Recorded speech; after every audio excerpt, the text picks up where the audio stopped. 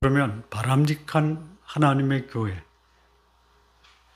바람직한 하나님의 교회의 모습이 뭘까요? 역시 네 가지를 갖춰야 돼요. 자, 우리 자녀가 참 지성이 넘친다. 똑똑하다. 똑똑해야 돼. 그러면 자녀가 똑똑해집니까? 내 자녀가 똑똑하게 성장해서 그야말로 사람들의 존경도 받고 부러움도 사기 위해서 부모들이 어떻게 해요? 부모의 그 스케줄보다 자녀의 스케줄이 더 다양하고 복잡하고 또 저걸 어떻게 우리 자녀가 감당할까라고 할 정도로 스케줄을 아주 타이트하게 짜잖아요. 왜? 실력 같은 자녀가 되게 하려고. 근데 거기 안 따라준다고 그렇게 실망할 필요 없어요. 괜찮아요. 오히려 그가 가지고 있는 달란트, 은사, 그거를 개발해 주면 그게 바람직한 모습으로 성장해요.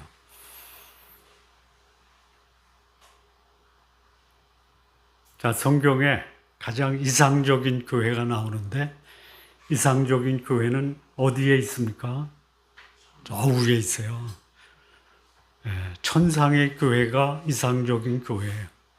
어때요? 거기는 하나님을 중심으로 온 천국의 성도들이 찬양과 경배, 예배를 드려요. 거기는 섬김과 사랑이 넘쳐요. 거기는 빛과 진리로 가득해요. 거기는 욕심이 없어요. 왜요? 금을 어떻게 하고 살아요? 밟고 살아요. 농사 지을 필요도 없어요. 먹을 것은 어떻게 해요? 하나님이 생명수 강가에 매월 12가지 열매를 맺히는 나무가 있어요. 거기는요, 완전한 소위 하나님을 예배하는 거룩함과 지성이 넘치는 곳이에요. 그런 교회가 지상에 없죠. 그럼에도 불구하고 우리는 그런 교회를 지향해야 됩니다. 이 사도 바울이 이 사역을 하면서 세운 교회들이 많아요. 특별히 이 소아시아 중심으로 대표적인 교회가 7교회가 나옵니다. 거기 이상적인 교회가 있습니까? 있어요? 없어요. 바람직한 교회는 있지만 이상적인 교회는 없어요. 없습니다. 이상적인 교회는 어디에 있어요? 천국에 있어요. 그래서 그 천국의 교회를 우리가 지상에서 만들어 가야 되는데 그 이상적인 교회를 건설하지 못하게 방해하는 게 누구예요? 대표적인 존재가 누구냐? 목사예요, 목사. 모르셨어요? 두 번째는 누구예요? 장로님들이 말씀하세요. 장로야, 장로. 세 번째는 누구예요? 권사야, 권사. 집사님들은 그런 분들이 별로 없어요. 대체로 목사와 장로와 권사들이 교회를 이상적인 교회로 가는 것을 막고 있다.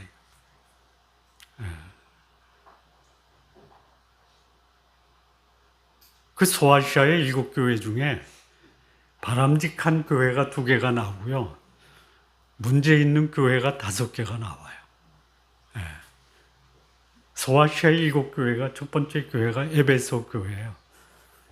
에베소는요, 진리를 분별하는 교회인데요. 진리를 분별하는 게 지나치면 어떻게 되냐면요, 진리에서 벗어난 사람을 정죄하는 거예요. 문제 있는 교회입니다. 서머나 교회가 있어요. 이 서머나 교회는요, 복음을 위해서 목숨까지도 내어놓을 수 있었던, 환란이 올 때 환란을 정면으로 대응하면서 복음을 위해서 목숨을 바쳤던 교회. 그래서 그 교회를 우리는 선교하는 교회라고 해요. 버가마 교회가 있어요. 버가모. 이 교회는요, 사랑도 있고 인내도 있고 믿음도 있고, 그런데 얼마나 좋아요. 속에 감춰진 게 있어요. 그게 뭐예요? 발람과, 그리고 누구죠? 그 발람과 비슷한 사람이 있어요. 소위 이 육체적 욕망에 미혹받아서 겉의 모습과 속의 모습이 다른 거예요. 겉으로 볼 때는요, 믿음도 있어요. 예, 인내도 있어요. 사랑도 있어요.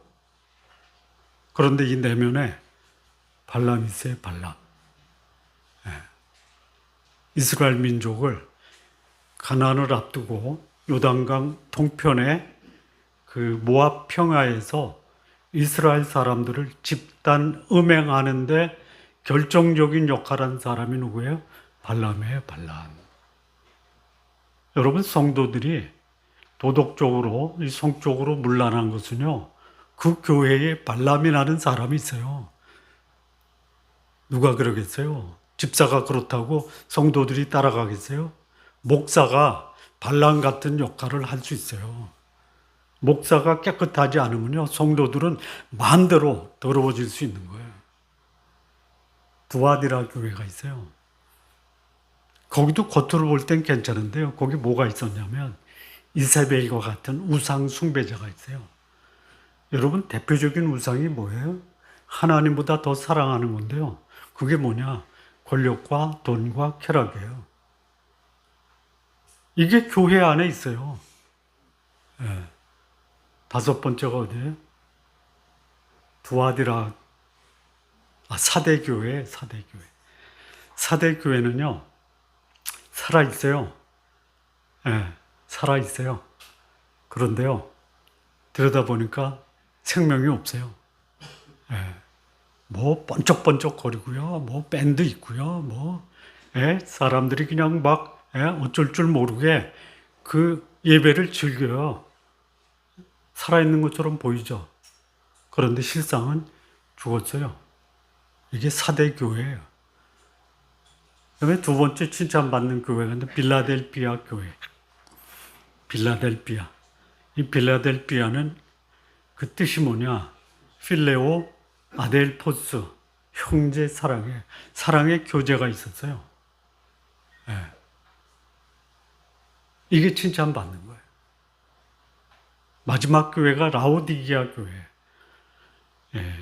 라오디게아 교회는요, 뜨겁지도 않고 차지도 않고 미지근해요. 예. 여기 가선 이렇게 살고 저기 가선 이렇게 살고, 카멜레온 같은 교회. 예. 신앙의 공동체에서는요, 뭐 신앙인의 모습이 그대로 드러날 수 있어요. 근데 불신앙의 세상, 불신자들과 지낼 때는요, 그들과 똑같이 또 지내요.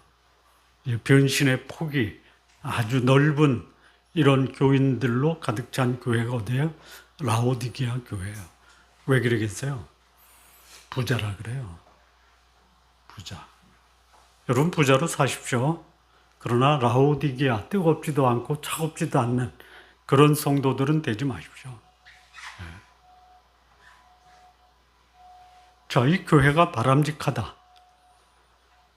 바람직한 교회에 대해서 성령의 감동을 입고 말씀을 교회에 쓴 이 사도 바울이 에베소 교회를 향해서 말씀을 쓸 때 에베소서는 뭐냐?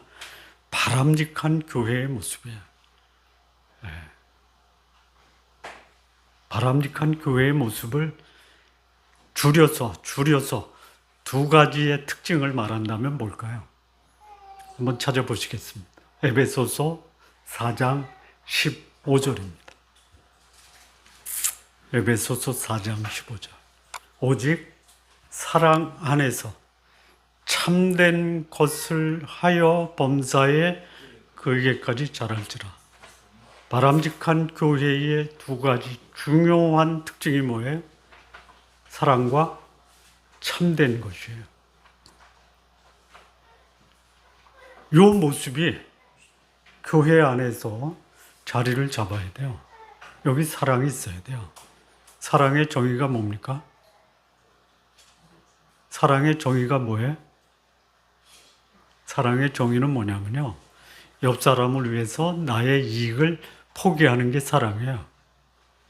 예. 우리 이 교회에 오셔서 함께 교제할 때 옆 사람을 보면 저 사람은 나를 너무 위해 주는 것. 나는 그런 자격이나 가치가 없음에도 불구하고 저 집사님을 보면 내가 괜히 가치가 높아져. 이게 뭐예요? 뭐라고요? 사랑이에요. 그 옛날에 유행했던 유행가 곡 중에 뭐가 있냐면 모모라고 있죠. 모모라는 책도 있죠. 모모는 학벌도 없어요. 생기지도 못해요. 제대로 거처도 없어요. 그런데 놀이터에 가면 아이들이 몰려들어요. 왜 그랬겠어요? 예? 모모를 만나는 아이들이 모모 때문에 자기 가치가 높아지는 거예요. 예. 누구한테도 받아보지 못한 사람 대접을 받는 거예요. 교회에 오면 내가 이런 대접을 받아도 되나? 여러분, 우리 교회가 그런 교회가 됐으면 좋겠어요. 처음 우리 교회 오는 분들이 저한테 목사님 참 좋은데요. 성도님들하고 가까워지려고 하는데 차가워요. 그래요. 그렇습니까? 그래요? 좀 따뜻하게 대해주세요.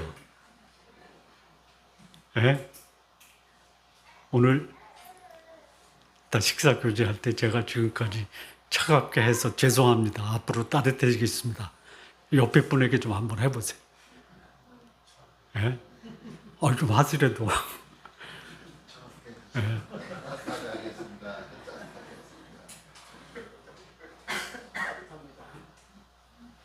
이게 예수님의 모습이에요. 친구를 위해서 자기 목숨을 버리면 이에서 더 큰 사랑이 없다. 앞으로 핍박받을 것을 예상하면서 예수님이 제자들에게 뭐라고 그래요? 새 계명을 너희에게 주노니 서로 사랑하라. 근데 이 사랑이 두 가지를 갖추고 있어야 돼요. 뭐냐면요. 겸손과 온유예요. 겸손과 온유가 담겨 있지 않는 사랑은요. 사랑하면서 상처를 줄 수 있어요. 나는 마음이 온유하고 겸손하니 나의 멍에를 메고 내게 배우라. 그러니까 사랑은 해요. 우리 성도님들이. 그런데 겸손과 온유를 더 좀 개발하고 그 인격이 좀 성숙해진다면 훨씬 더 사랑이 전달되는데 도움이 될 거예요.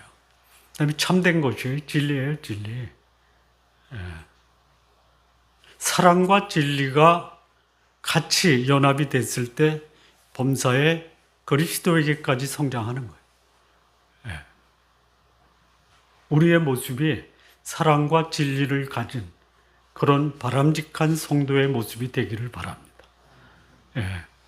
이런 바람직한 교회, 바람직한 성도가 어떻게 되느냐라는 것을 우리에게 알려준 하나님의 진리의 보고가 뭐냐? 에베소서입니다. 에베소서는 크게 두 가지로 분류가 돼요. 첫째는 뭐냐? 어떻게 지을 것이냐? 설계도가 있어야 돼요. 여러분 그냥 초가상간 또는 숲속에서 하룻밤 묵는 그 숲속 뭐라 그래? 쉼터 설계도 필요해요? 안 필요해요. 그냥 바람 맞고 비 맞고 그러면 돼요. 그런데 예를 들어서 100층 건물 지는데 설계도 없이 지을 수 있어요? 없잖아요. 나라는 인생을 건축할 때에도 설계도가 있어야 돼요. 그래서 그 설계도에 따라서 건축을 해야지 100층을 지어도 안전하다라는. 우리 교회도 이 설계도에 따라서 건축을 해야 돼요. 그러면 설계도에 들어갈 내용이 누구냐? 1장은요. 설계자가 누구냐 이게. 여러분 100층 건물 질 때 그 소위 설계자 선발할 때 어떻게 해요? 입찰을 하잖아. 입찰. 제가 잘 정확히 모르는데 건축비 전체에서 설계도의 비중이 어느 정도 차지하나요? 예? 10%? 예를 들어서 1,000억짜리 건축을 한다면 설계비가 10%, 100억인가요? 설계도가 그만큼 중요한 거야.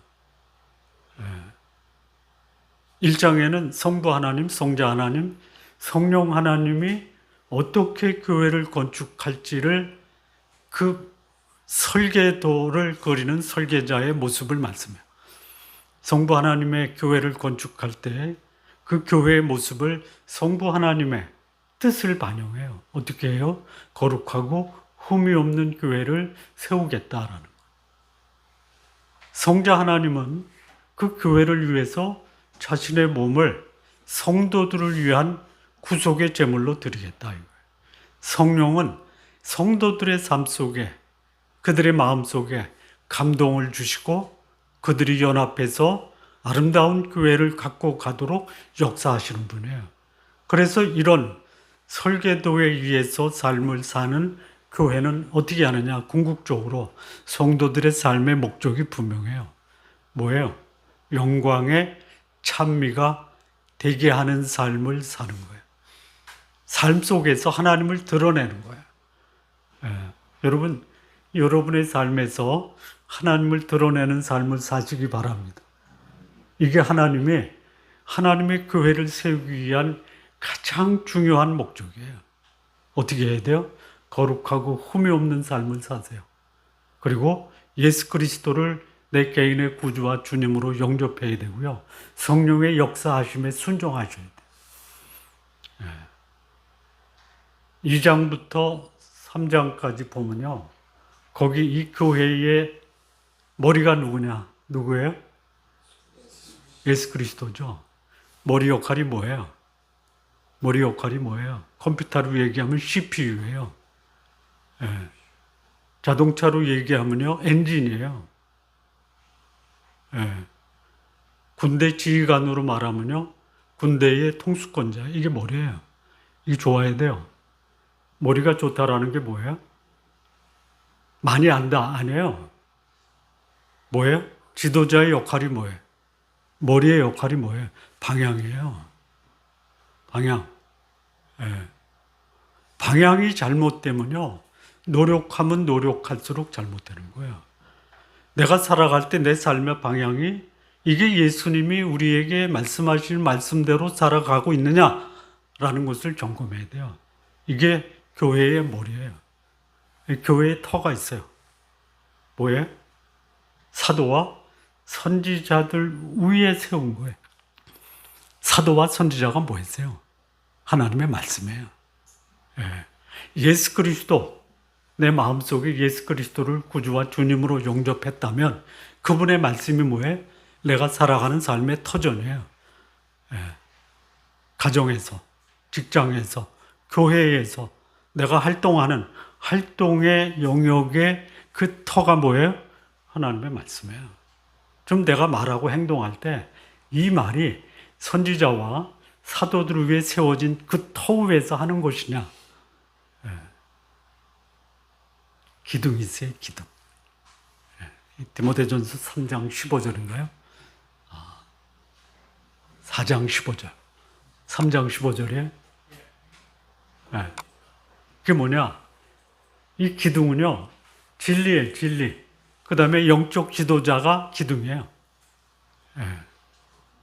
우리 교회가 건강하게 잘 유지하고 지탱하기 위해서 지지하고 있는 기둥은 영적 지도자가 건강해야 돼요. 그리고 진리로 이 교회를 떠받치고 있어야 돼요.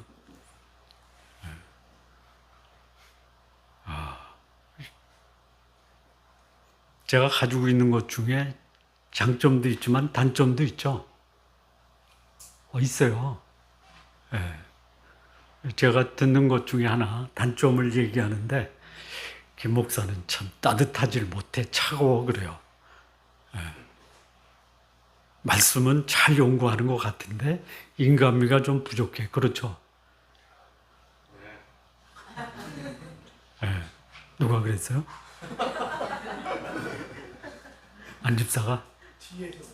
뒤에서.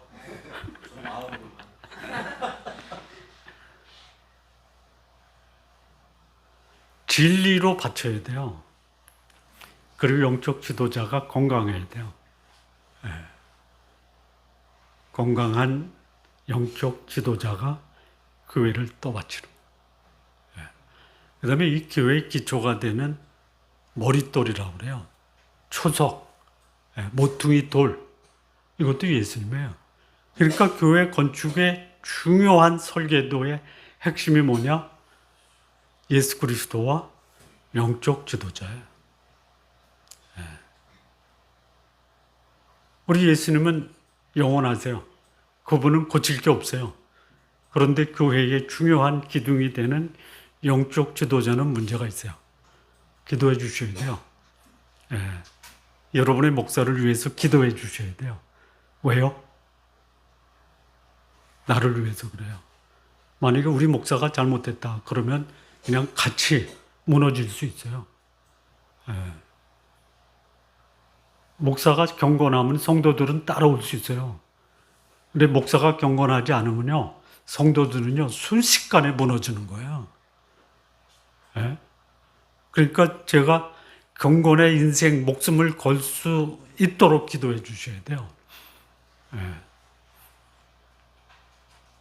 그래서 이 설교에 들어가는 궁극적 설교의 목적이 뭐냐? 뭐예요? 함께 하나님이 거하시는 초소가 되기 위해서 지어져 가는 거예요. 그래서 이 설계도를 그리는 하나님은 그 교회를 통해서 그 교회의 구성원들이 어떻게 되는 거예요? 성전이 되게끔 하는 거예요. 거룩한 사람이다라고 인정을 받을 수 있는 하나님의 교회를 만들어 가기 위해서 하나님이 오늘 우리에게 설계도를 주시는 거예요.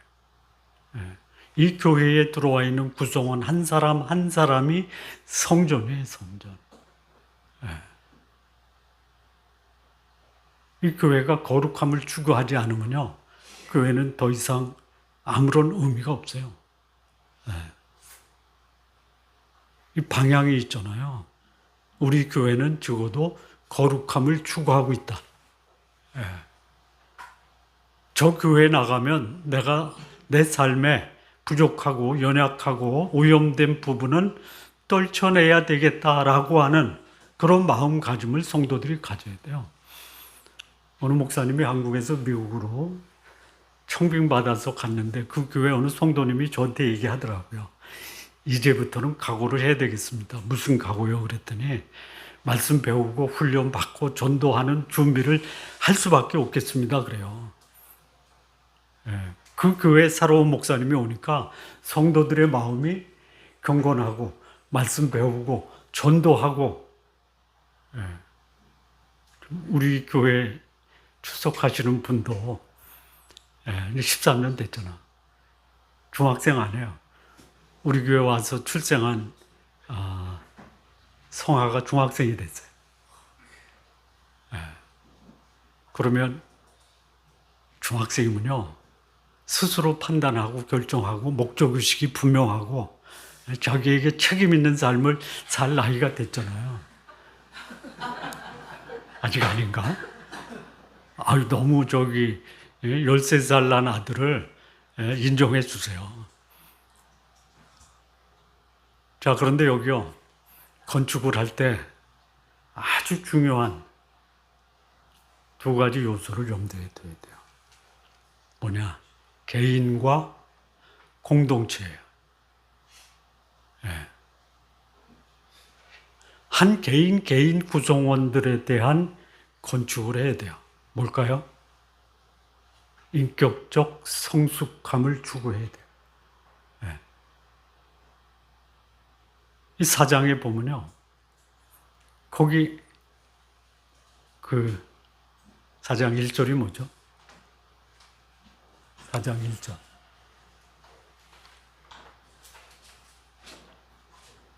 몰라요?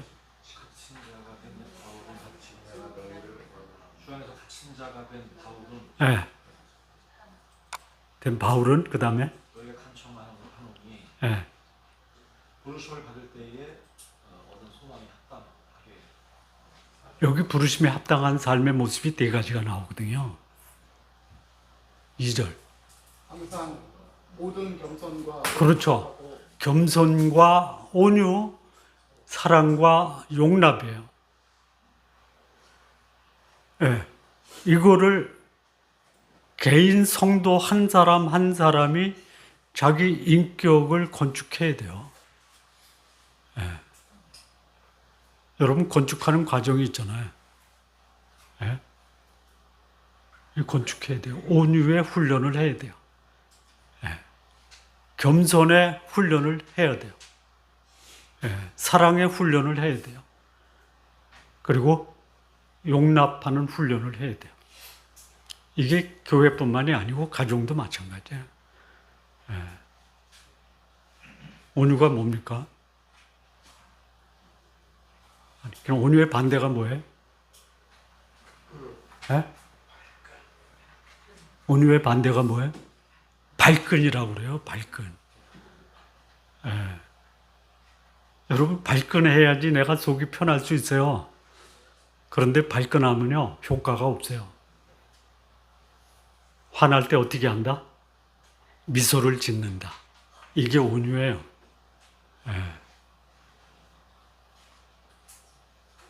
나와 달라도요 의견이 다른 것을 거부하지 말고요. 아, 의견이 다르네. 받아주는 거예요. 예. 우리는 어떤 문화에 익숙하냐면 소위 싸움 문화에 익숙하죠. 예?